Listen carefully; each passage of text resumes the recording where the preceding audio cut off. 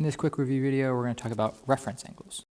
And the definition of a reference angle is just the small positive angle between your angle and the x-axis. And because it's that small angle, it should always be between 0 and 90. I'm going to quickly go through each quadrant. For a more detailed question or explanation of why each of these works, look at the full instructional video. But in the quick review, we're just going to do quick explanations. So in quadrant 1, the angle and the reference angle are the same. So if I'm going to find the reference angle for 75, that's in quadrant 1, I just get 75. Pretty simple. In quadrant 2, you're comparing it to the full straight line. If you take your angle and subtract it from 180, you're going to get your reference angle.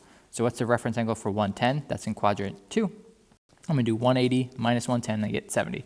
Generally, if you're getting a number between 0 and 90, it's only possible if you're doing the correct reference angle thing. So 70 degrees is my reference angle. In quadrant 3, we kind of switch what we just did in quadrant 2. Now we take my angle minus 180. So if I want to find the reference angle for 210, which is in quadrant 3, I do 210 minus 180, and I get positive 30. So 30 degrees is going to be my reference angle. And in quadrant 4, I've gone all around the circle. So now I'm not using the half circle. I'm using the full circle, 360. So I'm going to do 360 minus my angle, and that'll give me that small positive angle, 60, as my reference angle.